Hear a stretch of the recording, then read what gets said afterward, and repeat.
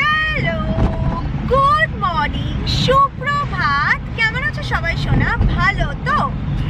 আজকে জীবনে প্রথমবার আমি এরকম ভাবে একটা ব্লগ চালু করছি। ফাইনালি আফটার 25 লং ডেজ আমি কলকাতায় ঢুকলাম, আর এখন আমরা আছি হুগলি সেতুর ওপর। ভেতর থেকে নিজের বাড়িতে ফেরার যে একটা আনন্দ আছে না, ওই আনন্দটা হচ্ছে। শালিমার এক্সপ্রেস থেকে নামলাম, আমরা শালিমার স্টেশন থেকে ফিরছি। তো পুরো দিনটা তোমাদের সাথে শেয়ার করব, আর সিম্বা লাকির রিয়াকশনসও দেখাবো। আমি জানি না এতদিন বাদে ওরা কিরকম রিয়াক্ট করবে, কারণ এত সময়ের জন্য ওরা কোনোদিন আমার থেকে দূরে থাকেনি। This is the first time. তো গাইস ফাইনালি দেখো বাড়িতে ঢুকে গেছি আমরা। এই যে দীপকদার বউ, যার আন্ডারে সিম্বা লাকি ছিল, খুব খুশি। ওরা বাড়িও ছিল, হ্যাঁ বাড়িও ছিল, সমস্ত দেখাশোনা ওরাই করেছে। সিম্বা আমার বাচ্চু, আমার বাচ্চু সোনা রে, আমার ওরে বাবা, ওরে বাবা, ওরে বাবা, আমার বাবাই, আমার বাবাই কি করছিলি এতদিন ধরে? বাবাই বাবাই, আয় আয় আয় বাবা, সোনা বাবা, আমার গুড বয়। দেখি দরজা খুলে দিচ্ছি, হাওয়া দিচ্ছে। The next day. সকালটা না আমি ফার্স্টেই স্টার্ট করবো আজকে চুলটাকে একটু কালার করে। আমার নিচের যে পোর্শনটা দেখছো পুরো দেখো কালারটা উঠে গেছে রেড। তার জন্য দেখে মনে হচ্ছে ম্যাম বছরের পর বছর আমি মাথায় তেল দিইনি, আর চুলটা পুরো রুক্ষ সূক্ষ্ম হয়ে আছে।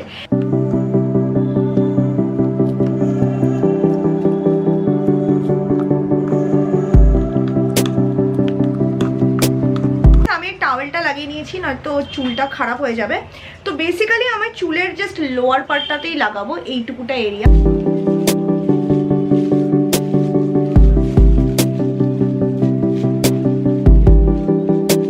এই বাচ্চা তলার পোর্শনটাকে মোটামুটি আমি লাগিয়েই নিয়েছি। এবার এটাকে একটা বান বানিয়ে নেবো, বাকিটা অ্যাপ্লাই করে। Much later.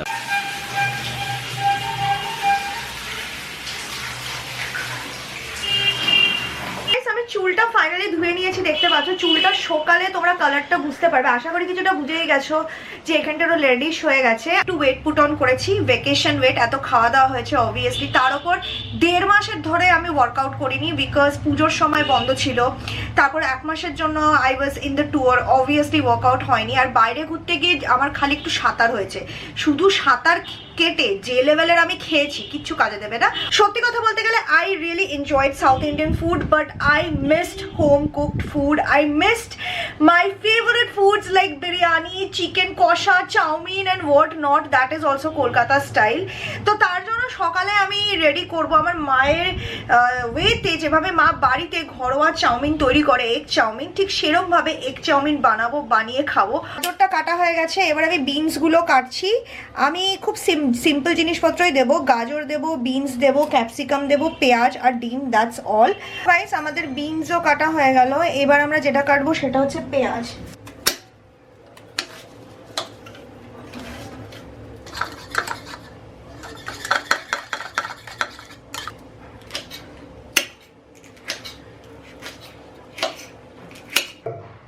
তো গাইস আমি কাছে হোল হুইট হাক্কা নুডলসটা।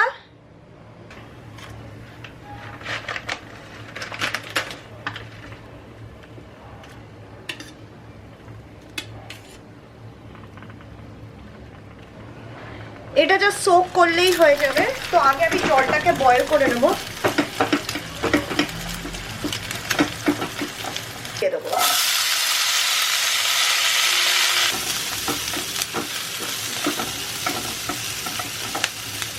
নুডলসের কোয়ালিটিটা দারুণ।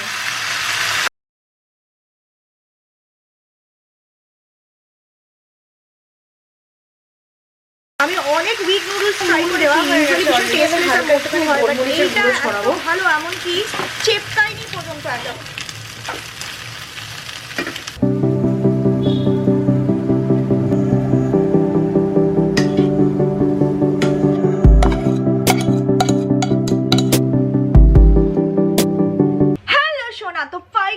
বসে গেছি আমার এই নুডলসটা নিয়ে। আজকে ফার্স্ট টাইম আমি এই নুডলসটা ট্রাই করব। এটা হচ্ছে টিপিক্যালি দেখতেই পাচ্ছ হুইট নুডলস। টু ইট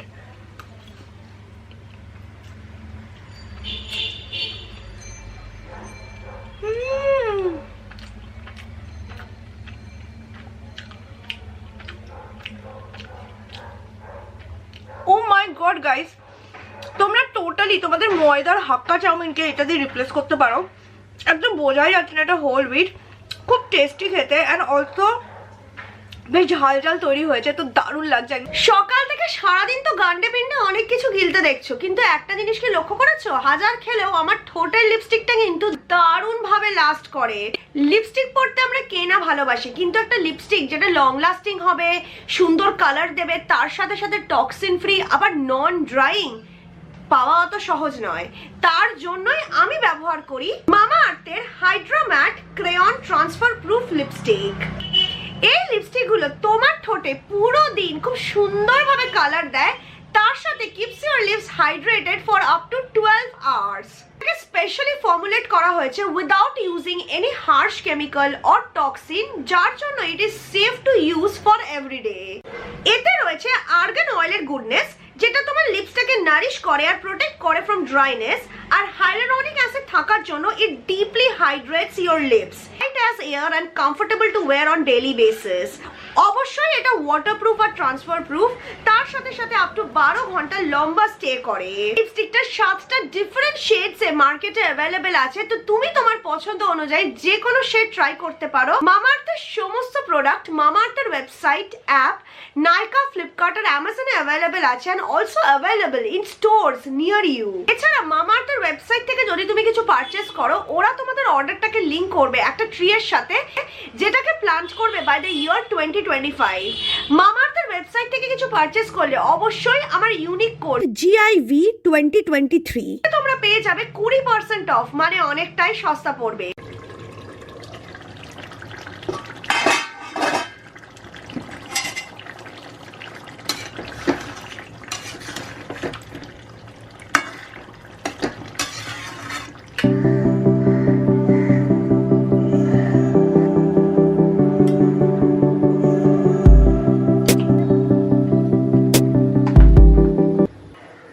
কাঁসার বাটি নেই, তো আমাকে এই বাটিতেই নিতে হচ্ছে। এখন আমি কাঁসার বাটি বার করতে পারছি না, বাড়িতেই খাবো।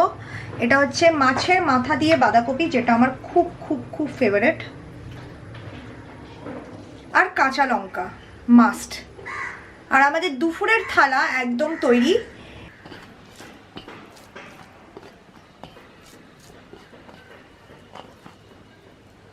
দেশি মুরগির মাংস, ভাত আর বাঁধাকপির ঘন্ট উইথ মাছের মাথা, আমার অ্যাবসলিউট ফেভারিট কম্বিনেশন। চলো এটাকে গাপ গাপিয়ে খাওয়া যাক। দারুণ।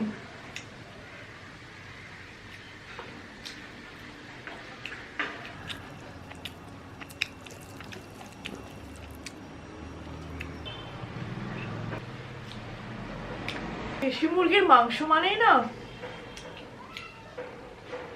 so good। কতদিন বাদে বাড়ির তৈরি মাংস খাচ্ছি, মনটা পুরো ভরে গেল। I swear। 2 hours later। ক্যান্টিনে এসেছি খাওয়ার জন্য। I was missing chicken roll।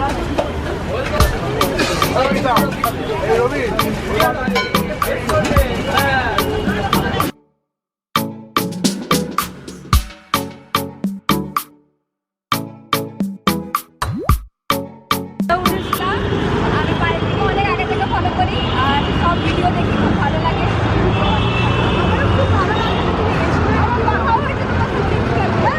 তুমি আজকে কিন্তু পিক করো, তাহলে আমি বুঝতে পারবো তোমার ভালো করে কাজ করো আর তোমার কাছে থাকতে পারে।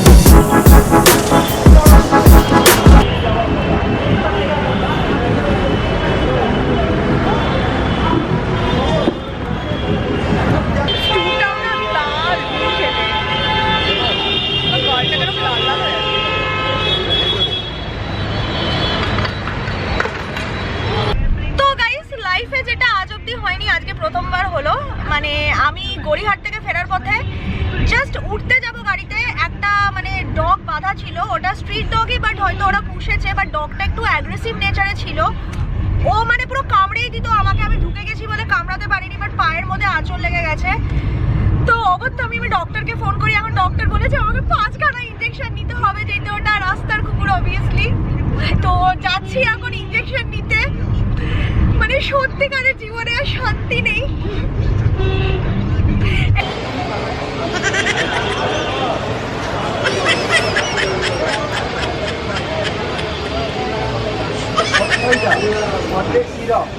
আজকে দেখা হলো,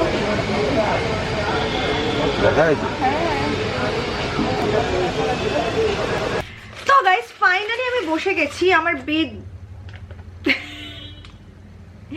আমার বেদবিনের চিকেন রোল নিয়ে, যেটার ক্রেভিং আমার বিশাল লেভেলে হচ্ছিল। আজকে আমি আমার অলমোস্ট সব রকম ক্রেভড ফুডগুলো খেয়েছি, যেটা মতো 1 মাস ধরে আমি ক্রেভিং করছিলাম বাইরে ঘুরতে গিয়ে। দিনটা তো বেশ ভালোই যাচ্ছিল, কিন্তু লাস্ট মোমেন্টে 12টা বেজে গেল। তোমরা তো জানো আমাকে ইঞ্জেকশন খেয়ে আসতে হলো রেবিসের। ফার্স্ট ডোজ নিয়েছি, নয়তো কি এখনো 4টে ডোজ বাকি। হ্যাঁ, ভেবেই আমার মানে বুকটা কিরকম একটা ভয়ে হিম হয়ে যাচ্ছে, বাট স্টিল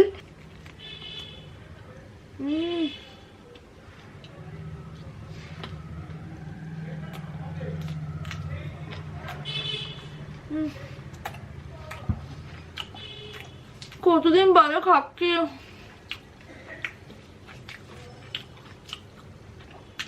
আমি কলকাতার অনেক জায়গায় রোল খেয়েছি, বাট বেদুইন রোলের জন্য আমার মনে একটা সফট স্পট আছে আলাদাই।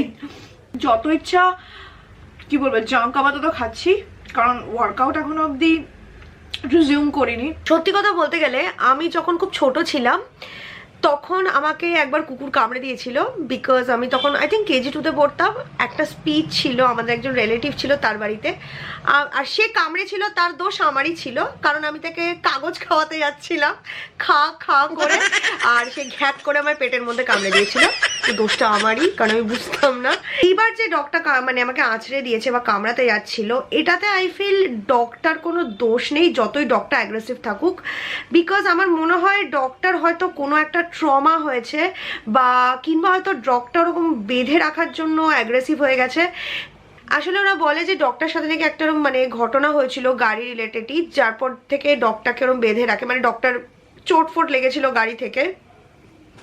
তো আমার মনে হলো যে হয়তো বা ওই ইনসিডেন্ট থেকে ডক্টর হয়তো কোনো একটা ট্রমা হয়েছে, কারণ ওরা তো কথা বলতে পারে না। তাই মেবি ওই কারণে হয়তো আমি যখন গাড়িতে উঠতে গেছি ও হয়তো সেটাকে থ্রেট ফিল করেছে, ও না বুঝে ওরকম করে রেগে উঠেছে, হতেই পারে।